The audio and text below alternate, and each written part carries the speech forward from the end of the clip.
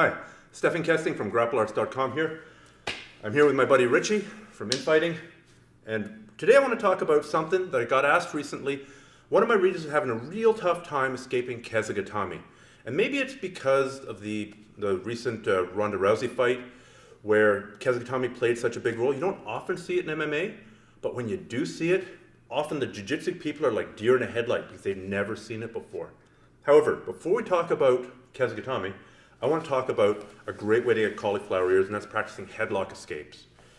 Headlocks are a school ground tactic, but a big guy who's strong, we're here, we're rolling, and that's the only thing I know. Maybe Richie's choked me out a few times, maybe he's armbarred me, maybe he's pinned me, and I don't like being pinned because I'm big and I'm strong and I can bench press 400 pounds, and I'm a bit claustrophobic. I get a hold of his head, and I know as long as I squeeze and pull and I don't let go, it's hard for him to do anything. And that's true. I'm a one-trick pony, which makes, but sometimes one-trick ponies, if they get you with their one trick, they can be really difficult.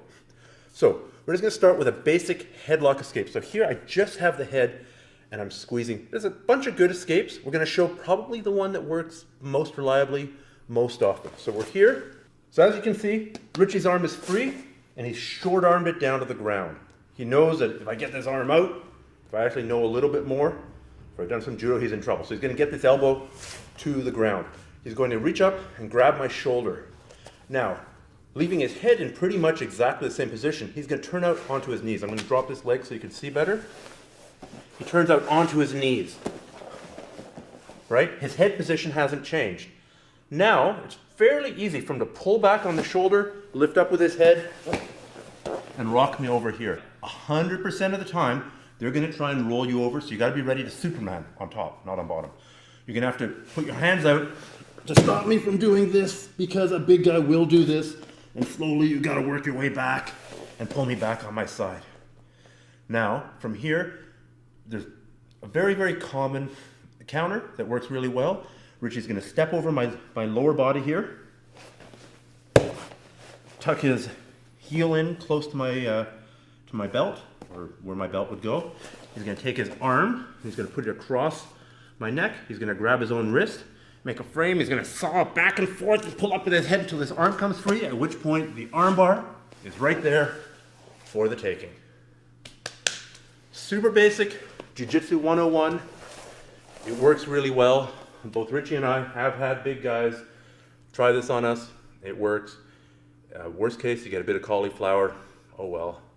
You want to look like a fighter, don't you? Who doesn't? Next one. Here's what we're really talking about. Is Kesa Gatame.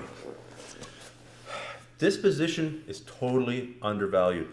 A good judo person puts you in this, or even a good wrestler, because they've got similar positions, you are going to suffer. It's going to hurt. You can even get tapped out from here. Trust me, I've tapped out to this position in competition, right in front of my teacher. I felt like burning my gi, but I screwed up. And here's what I screwed up. There's a whole bunch of Kesa Gatame escapes. First of all, we'll go over Kesa Gatame. I loop the head, keep it off the ground. When I do this, I often like to grip behind the knee. Some people like to grip the shoulder. My other hand controls the elbow. Remember I said that the elbow has to be off the ground? This is what makes escaping Kesa so hard. From here, I put a lot of weight forward, I keep my head down, and now there's a bunch of submissions I can do. I also lift my hips off the ground. Here, actually, go through the alphabet, please, Richie. A, B, C, D, E, F, G. Doesn't look like a big change. I just lifted my hips off the ground slightly. Now, the problem with there's a lot of common escapes. One of the most common ones is you scoot your hips away a little bit, maybe you push my head a bit, then you swing your legs up, scissor my head, cross the ankles, and pull me down. And now, we basically end up in this headlock position, and he can armbar me. Yay, he got out. Trouble is, first of all, a good person is not often going to let you do that. Second of all, you got to be really flexible. But the most insidious thing is, see here, Richie's on his side. If I put all my weight on him, okay, go through the alphabet again, please. A, B, C, D, E, F, G, H. His voice gets strained, but he can still breathe. Go flat, please. Oh, no. A, B, C, D, E, F, G. You can actually get tapped out. Now you're flat. Now I can put pressure on your diaphragm. he's on his side, yeah, you're gonna suffer, but it might take you a lot longer to tap out. You might not even tap at all, so you gotta stay on your side. Let's assume I've got this arm up here. What I like to do is take this arm and go sort of for the floating ribs. It's not a pressure point thing, it's not a dim mak, it's not a 5-point palm exploding heart technique, but it's a good reference point. Bring this down, just right under the floating ribs, and link my hands together.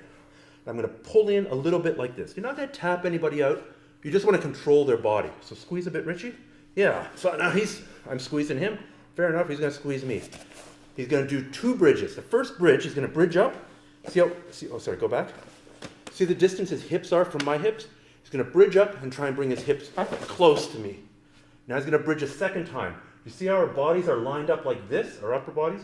He's gonna try and take my head and touch it down to the mat right above his own head. Here. Once my head's here, I'm hooked, I'm going. He's gonna roll me, and he's gonna end up on top. And now he can make me suffer. There's 2 big mistakes here. Number 1 is not staying on your side. Number 2 is just getting your grip and trying to roll over. This can sometimes work if I don't know what I'm doing. If I'm smaller than him, if I make a big mistake, he might just be able to roll me. Problem is, against a good guy who's really sitting out here, you're never in a million years, especially somebody bigger than you, a guy with good judo background, never in a million years is going to be able to roll him straight away. You're going to have to do it as a 2-part thing. You're going to have to bridge, move your hips close, bridge a second time to get the head down, and now a 6-year-old could roll me across. So, I hope this helps you get out of any Kesa Gatames that you run into in the future. Don't discount this technique. It's totally valid. It works in judo for a reason. I've used it in jiu-jitsu tournaments. It's won me several tournaments. Submission grappling, it still works. It's a bit harder because it's slippery. And like I said, as Ronda Rousey just proved, you can do it in MMA too. And there's some really sneaky submissions that you can get into from it. So like I said, this little video tutorial came out of a question that one of my newsletter readers asked me, one of my email newsletter readers. And if you've got questions for me, what I would suggest is to sign up for that email newsletter. It's 100% free, grapplearts.com/newsletter. See if I answer your question in the actual emails or in the articles that I send you to. There's a ton of content there. It's 100% free, always will be, very easy to unsubscribe. If I get the same question from more than a couple of readers, then what I'll do is I'll either make an email about it, a blog post about it, or a video about it, just like this one. Because it's really useful to me to know what problems you guys are struggling with out there in the real world, as far as you can call rolling around on the ground with men wearing spandex and pajamas the real world. So take care and have a good day.